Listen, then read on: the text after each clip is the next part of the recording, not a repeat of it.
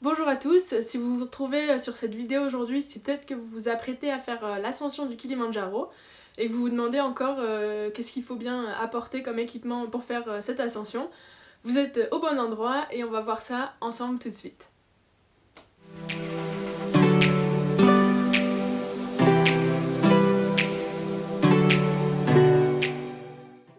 Avant de commencer, n'hésitez pas à lâcher un petit pouce bleu, vous abonner et surtout activer les notifications pour pas louper les prochaines vidéos. L'ascension du Kilimandjaro, c'est vraiment une expérience extraordinaire et je peux que vous la conseiller si vous êtes vraiment des amoureux de la montagne. Il faut quand même savoir que le sommet il est à 5895 mètres d'altitude, ce qui est pas rien du tout, et il vaut mieux bien se préparer pour faire une telle ascension. D'ailleurs, je vous conseille d'aller voir deux vidéos que j'ai faites sur les difficultés et comment bien se préparer pour cette ascension. Mais ici, ce qu'on va voir, c'est quel équipement apporter.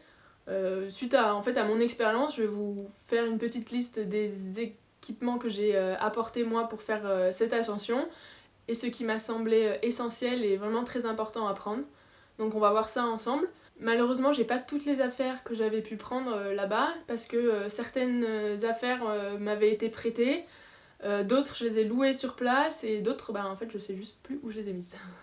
Donc on va faire avec ce que j'ai, mais j'ai déjà quelques petites choses. Dans un premier temps, en ce qui concerne le sac à dos, il va falloir que vous ameniez deux sacs à dos. Un gros sac à dos que vous allez charger avec toutes les affaires à peu près et que vous donnerez au porteur qui va vous les monter de campement en campement.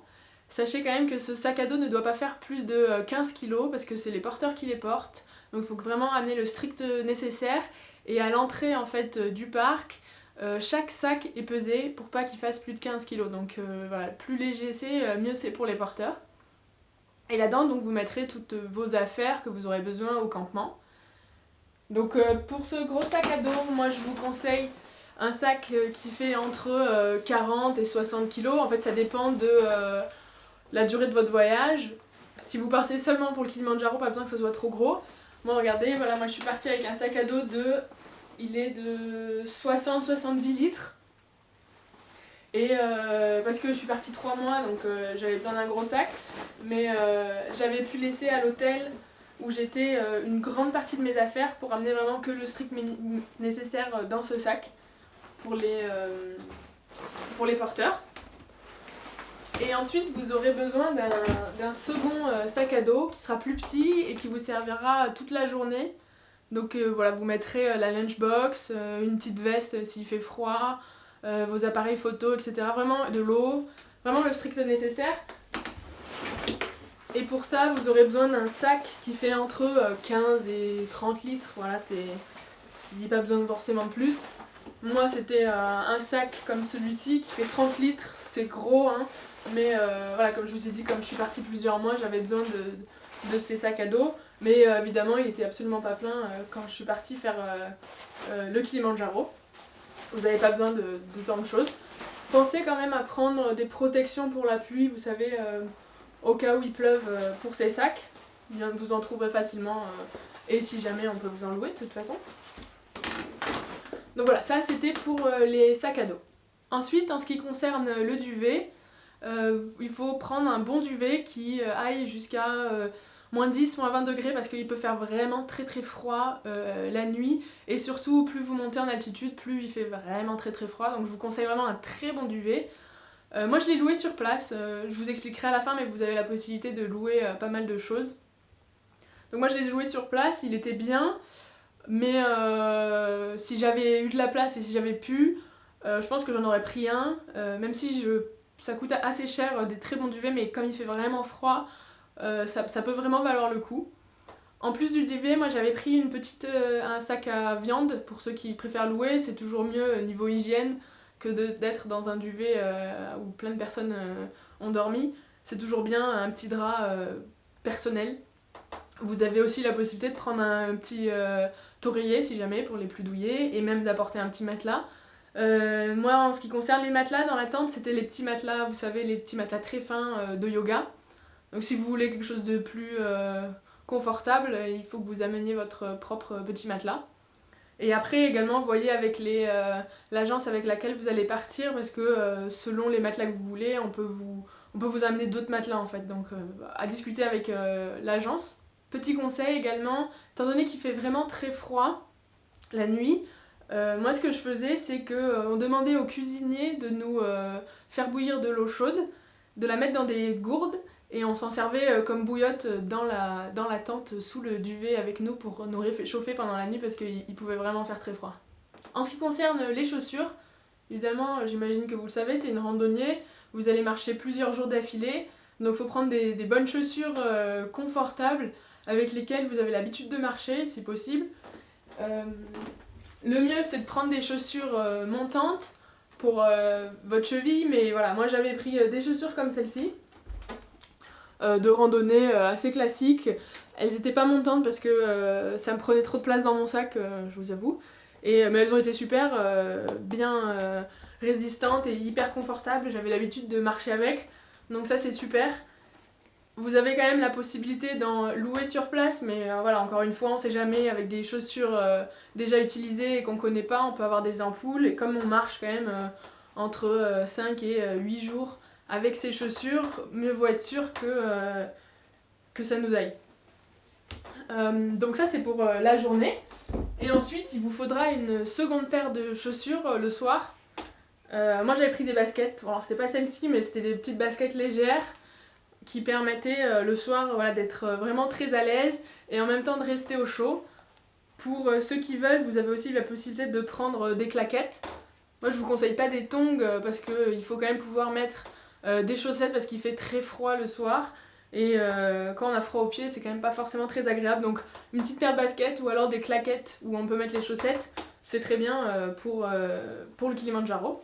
Alors maintenant, en ce qui concerne les vêtements qu'il faut emmener pour le Kilimandjaro, je vous conseille de prendre quand même des vêtements qui sont un peu techniques, respirants, qui sont faits pour la randonnée. Ça sera toujours mieux que des vêtements qui respirent mal, avec lesquels vous allez être mouillé, vous allez pas sécher, donc vous aurez froid, voilà. Donc c'est assez important. Dans un premier temps, en ce qui concerne les hauts, moi je vous conseille de prendre un t-shirt, au moins un t-shirt respirant. Un t-shirt respirant, manches courtes, on sait jamais, ça dépend évidemment de la période à laquelle vous allez faire l'ascension, mais on sait jamais, il peut faire très chaud. Et donc par exemple le dernier jour, moi j'ai mis un t-shirt parce qu'à la fin il fait chaud et on n'a pas forcément envie d'être trop couvert. Et le premier jour il peut faire aussi très chaud.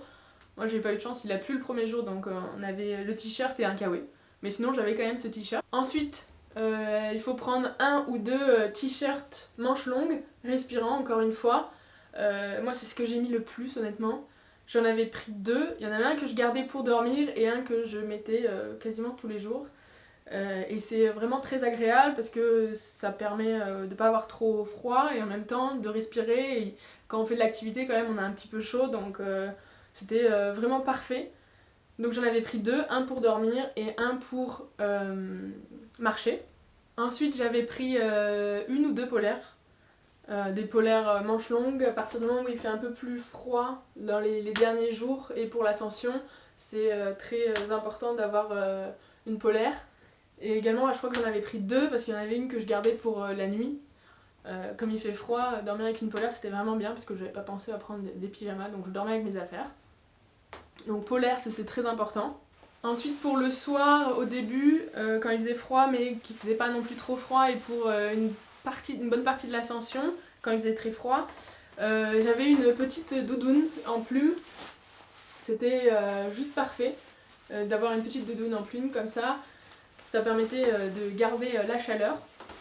Et pour l'ascension finale et les dernières nuits où il faisait vraiment très froid, j'avais une grosse doudoune. Là je l'ai pas avec moi ici, mais c'est une grosse doudoune qui est super, et grâce à ça, avec toutes ces épaisseurs en fait, un peu la technique de l'oignon, j'ai pas eu particulièrement froid, à part comme je vous disais la nuit où il faisait vraiment très froid. Et également pensez quand même, s'il pleut, c'est toujours bien d'avoir un kawaii. Donc voilà, moi j'avais mon kawaii, je l'ai pas beaucoup mis, je l'ai mis le premier jour je crois. Et c'est tout, mais en fonction de la météo, pensez à prendre un kawaii, c'est important. Ensuite pour les vêtements techniques pour le bas, les pantalons, je vous conseille de prendre un short tout simple, hein, un short de sport. Ça sera bien pour les jours, les premiers et derniers jours où il peut faire très chaud, donc c'est toujours bien et puis ça prend pas forcément de place. Après, il vous faudra prendre un pantalon de randonnée. Alors moi je l'ai pas avec moi mon pantalon de randonnée, mais je l'ai mis en fait tous les jours parce qu'il était vraiment super bien, respirant. Je vous mettrai un lien en description. Il était super et ça m'a suffi pour quasiment toutes les journées de randonnée. Ce que j'ai quand même pris en plus de ça, c'était 2 leggings. J'avais pris un legging pour le soir. En fait je dormais en legging dans mon duvet pour avoir bien chaud et pour se changer un petit peu. Donc j'avais un legging et j'avais un autre legging pour la dernière journée où j'avais mis en fait legging, pantalon et après sur pantalon. Donc ça c'est assez important, c'est un legging ou un collant, enfin quelque chose pour vous tenir chaud sur les jambes quand il fait vraiment très froid. Et la dernière chose aussi qu'il faut prendre, là j'ai oublié de le prendre, mais c'est un surpantalon. C'était un surpantalon qui permet un peu polaire, qui se mettait par-dessus le pantalon de randonnée pour vraiment avoir très très chaud juste pour l'ascension. Et ça c'est pas négligeable, donc si vous en avez, c'est super d'en prendre, sinon vous pouvez en louer là-bas directement. Et en ce qui concerne les chaussettes, je vous conseille de prendre 2 ou 3 paires de chaussettes de randonnée qui sont semi-épaisses, voilà, comme celle-ci. Honnêtement moi c'était parfait pour moi, ce genre de chaussettes. Et prendre également des chaussettes vachement plus épaisses, un peu de ski pour le soir, et également d'en garder une non utilisée pour l'ascension finale, parce que ayez conscience quand même qu'il peut faire entre moins 10 et moins 20. Donc ce qu'on peut faire, c'est mettre une paire de chaussettes comme celle-ci, et par-dessus rajouter une autre paire de chaussettes pour avoir bien chaud pendant l'ascension finale. Voilà, donc ça c'est à peu près tout pour les vêtements. Maintenant pour l'équipement technique, ce qu'il vous faudra c'est des gants. Il vous faudrait en fait 2 paires de gants, une petite paire de gants en soie, mais qui soit quand même assez épaisse. Là je les ai plus là mes gants, mais une petite paire de gants en soie pour le soir ou les jours où il fait un petit peu froid mais pas trop. Et une bonne paire de moufles pour l'ascension finale, et où vous mettrez vos gants en soie plus vos moufles. Et ça c'est vraiment important parce qu'il fait vraiment très froid. Pensez aussi, si vous voulez, à prendre des chauffe-doigts que vous cassez et que vous pouvez mettre à la fois dans vos chaussures et dans vos gants pour vous réchauffer pendant l'ascension finale. Ensuite, ce qu'on peut conseiller, c'est de prendre une paire de bâtons. Là, vous pourrez facilement vous les faire louer sur place, donc ça, si vous n'en avez pas, il n'y a pas de souci. Moi, c'est ce que j'ai fait. Ensuite, prenez au moins 2 gourdes, dont une qui doit être en aluminium si vous voulez qu'elle vous serve de bouillotte dans la nuit. Également, les gourdes, on peut vous en prêter sur place, donc si vous en amenez qu'une, on pourra toujours vous en prêter une deuxième. Ça, c'est pas un problème. Pensez à prendre une lampe torche qui vous servira pour l'ascension finale et pour toutes les soirées en fait dans la tente. Ça aussi, c'est possible d'être loué sur place. Mais honnêtement, c'est super une petite lampe comme ça. Également, pour la journée, pensez à prendre une casquette ou un chapeau parce que le soleil tape beaucoup. Moi, j'avais pas pris ça, j'avais pris un tour de cou qui m'a servi en fait à la fois de chapeau et pour le coup, quand il faisait froid, de col, d'écharpe. Et c'était vraiment important pour moi, d'autant plus le dernier jour où quand on descend, il y a beaucoup de poussière, on descend du cratère, il y a énormément de poussière et c'est toujours bien de pouvoir se couvrir un petit peu le nez avec ça. Donc ça c'est honnêtement très très très utile pour moi. Si vous prenez pas ça, pensez à prendre un foulard, ça peut faire le travail. Ou alors casquette, etc., ce qui est encore mieux. Et pour l'ascension finale, n'oubliez pas le bonnet indispensable parce qu'il fait vraiment très froid. Donc ça c'est indispensable pour l'ascension. Également, vous pouvez prendre des guêtres pour éviter que les cailloux viennent dans vos chaussures. Des guêtres, on vous en prêtera, on vous en louera facilement sur place là-bas. Pensez aussi aux lunettes de soleil, ça c'est très important, la crème solaire aussi, parce que malgré tout, le soleil tape. Et pensez aussi à prendre des petites céréales ou quelque chose pour vous couper la faim, ou quand vous avez besoin un petit peu plus d'énergie, des barres énergisantes. c'est vraiment agréable de pouvoir manger ce genre de choses, surtout à la fin quand on est vraiment, on en a vraiment besoin. Pour ce qui est de la trousse à toilette, des affaires hygiéniques, en fait vous aurez pas forcément la possibilité de prendre une douche, même quasiment sûr. Et donc voilà, ce qu'il faut prendre au-delà de la brosse à dents, etc., c'est potentiellement des petites lingettes intimes, des lingettes afin de vous rafraîchir vous-même. C'est toujours agréable de pouvoir faire ça. Du stick à lèvres, parce que avec l'altitude et le froid, on a les lèvres bien gercées. Prenez une petite trousse à pharmacie. Ça peut vraiment être utile avec un petit Doliprane ou du Diamox si vous voulez prendre du Diamox, des pansements pour les ampoules, de la crème pour si jamais vous faites mal, etc. Ça c'est très très important de prévoir tout ça. La crème solaire, comme je vous ai dit un petit peu plus tôt. Et j'avais oublié également, prenez des mouchoirs, du papier toilette, parce que il n'y en aura pas. Peut-être que les porteurs vous en donneront, mais voilà, pour être sûr, prenez un petit peu des paquets de mouchoirs. Et si vous voulez faire des photos lors de cette ascension, je peux vous dire ce que moi j'ai pris pour l'ascension. J'ai pris donc un appareil photo type hybride réflexe avec lequel je filme, donc je peux pas vous le montrer. Ensuite j'avais pris la GoPro, ma GoPro avec 2 batteries pour pouvoir les changer, donc j'avais 3 batteries au total. Pareil pour l'appareil photo, j'avais 2 autres batteries, donc ce qui me faisait 3 batteries. J'avais également mon téléphone portable et j'avais pris une batterie externe qui est vraiment super. Grâce à tout ça, j'ai pas du tout eu de problème de batterie et j'ai pu recharger parce que là-bas vous n'aurez pas de prise électrique évidemment. Donc si vous partez 6-7 jours, moi je l'ai fait en 7 jours et du coup j'étais bien contente d'avoir cette petite batterie pour pouvoir recharger quelques fois les batteries. Essayez de garder vos batteries dans un endroit chaud sur vous pour pas qu'elles se déchargent trop rapidement parce que après ça peut être le problème.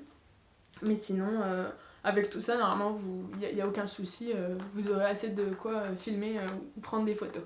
Donc voilà, c'est ce que je vous conseille de prendre si vous allez faire l'ascension du Kilimandjaro. Évidemment, vous pouvez prendre plus ou moins de choses, ça reste en fonction de vous et c'était vraiment une idée globale de ce qui peut être vraiment important de prendre pour cette ascension. Pour plus de détails, je vous mets le lien de mon article en description avec un lien vers tous les équipements dont je viens de vous parler. Également, j'essaierai de mettre ces équipements en lien dans la description de la vidéo. Et je vous laisse avec quelques images de la vidéo de l'ascension du Kilimandjaro. Et je vous dis à bientôt pour une prochaine vidéo. Salut! C'est